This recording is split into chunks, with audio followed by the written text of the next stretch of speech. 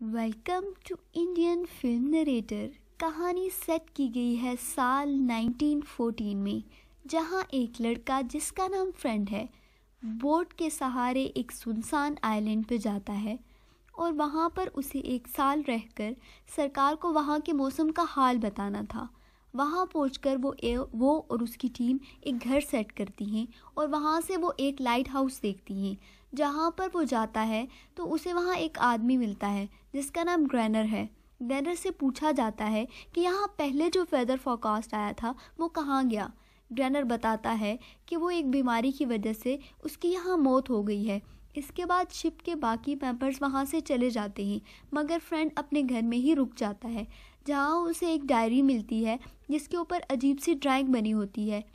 इस सब के बीच वहाँ कुछ अजीब से क्रिएचर्स आ जाते हैं, जिन्हें देखकर फ्रेंड डर जाता है और बेसमेंट में छुप जाता है।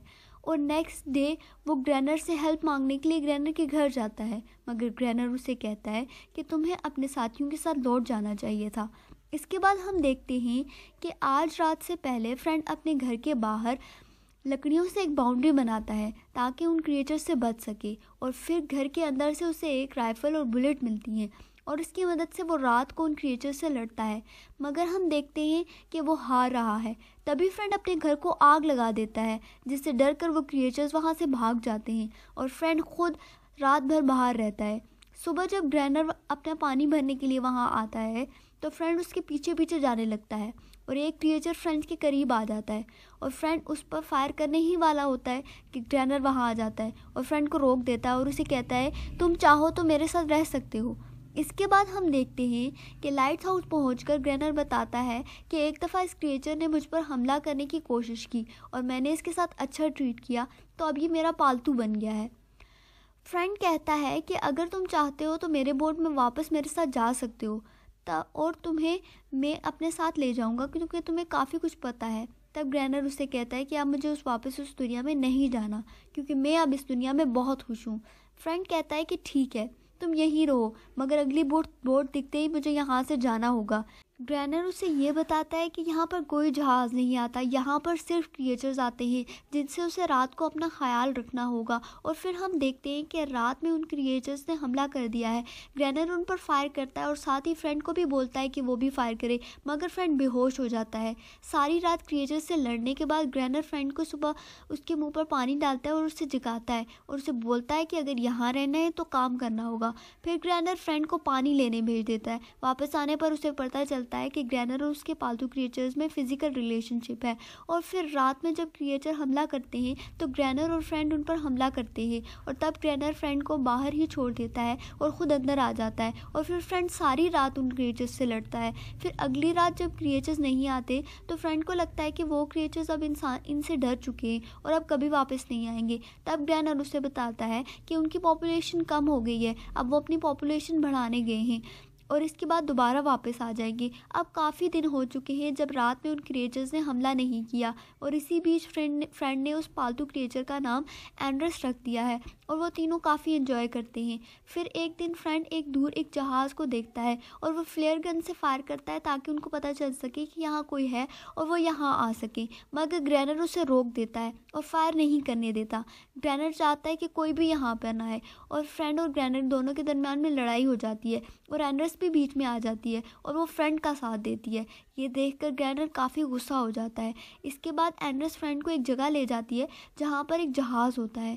फ्रेंड उस जहाज़ को देखता है। बाद में आकर ग्रैनर से उस जहाज़ के बारे में पूछता है तो ग्रैनर उसे बताता है कि वो जहाज़ कुछ लोगों का है जो यहाँ पर पहले रहा करते थे। फिर इन क्रिएचर्स ने इसे पानी में खींच लिया और जहाज़ में से बड़े सारे डायनेमिक्स डूब गए।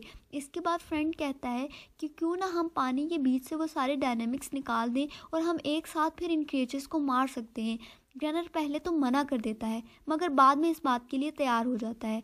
फिर फ्रेंड बोलता है कि अगर मैं 3 बार रस्सी को खींचूंगा तो तुम्हें पता चल जाना चाहिए कि मुझे तुम्हारी मदद की ज़रूरत है और तुम मुझे ऊपर खींच देना।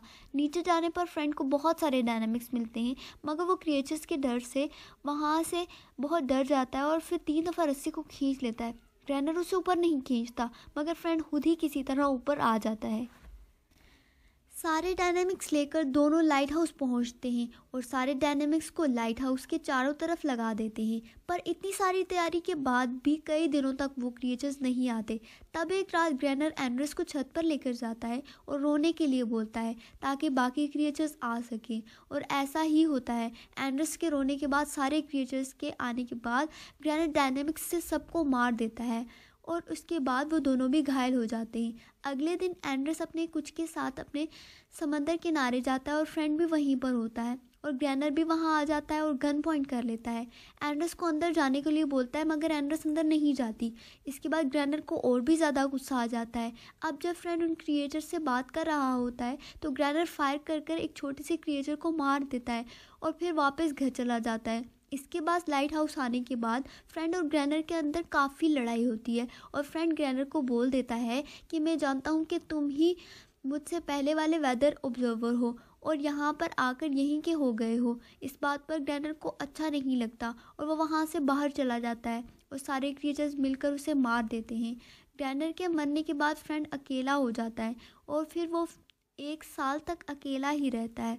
फिर वहाँ पर एक शिप आती है जिसमें नया वेदर ऑब्जर्वर आता है और वो फ्रेंड को मिलते हैं और फ्रेंड के बड़े बड़े बाल और बड़ी बड़ी दाढ़ी होती है। फ्रेंड उन्हें कहता है कि पिछला वेदर ऑब्जर्वर मर चुका है और शिप का कैप्टन बोलता है कि हमें यहाँ की तलाशी लेनी होगी। और तभी हम देखते हैं कि एंड्रेस भागकर समंदर में चली जाती है और उसके अंदर तैरने लगती है। इसी के साथ मूवी ख़त्म होती है। उम्मीद है कि आपको ये मूवी बहुत पसंद आई होगी। अगर आपको ये मूवी पसंद आई है तो कमेंट सेक्शन में हमें ज़रूर बताइएगा।